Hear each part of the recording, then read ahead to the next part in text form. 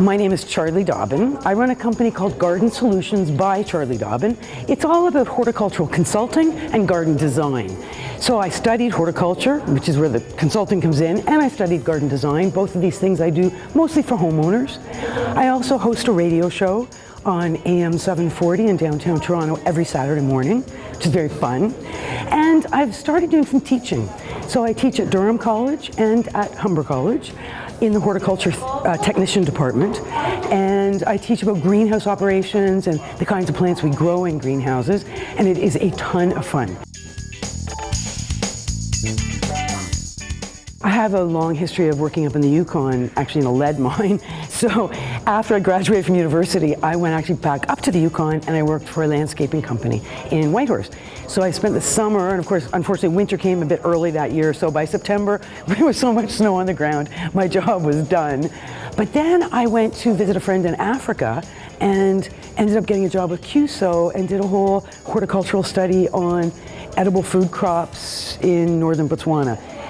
So, you know, like you just never know, right? You just got, as I say to my children, there's the door, walk through it. You know, nothing will happen until you make some decisions to go.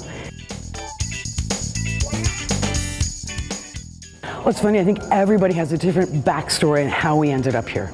Because for most of us, and probably all of us, something sparked a passion. And nobody's here for the money, we're only here for the love. And there is a lot of love in the garden business, if you will, in the green industry.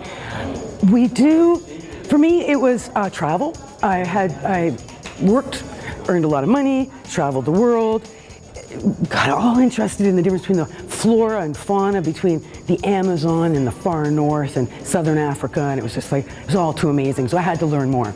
I ended up at university studying horticulture and graduated with a degree from the University of Guelph many years ago. At that time, the jobs were with government, with retailers, or with like a lawnmower company. So I went with the retailer and worked for a big retailer for 20 years.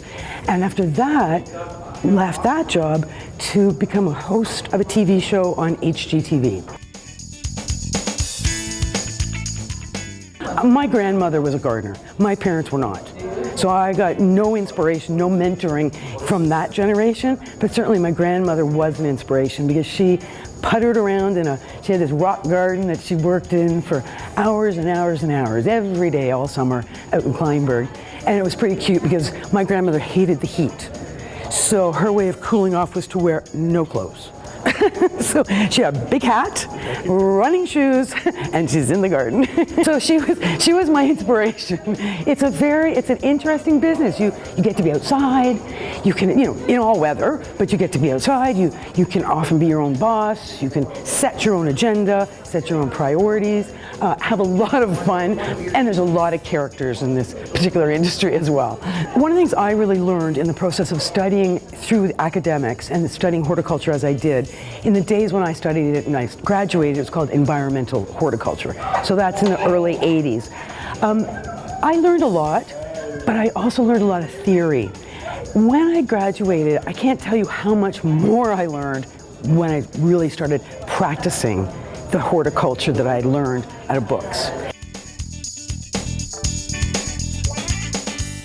Yeah, there's like lots of questions about how do you actually make money at this? And you do have to be creative, but you know what? There's a lot of, that's one of the beauties of it. There's a lot of creativity in this world of gardening and horticulture and design, but then there's a lot of science as well.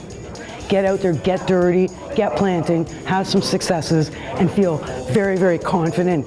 And your steam will go up dramatically as you nurture your little babies, and you'll want to do more.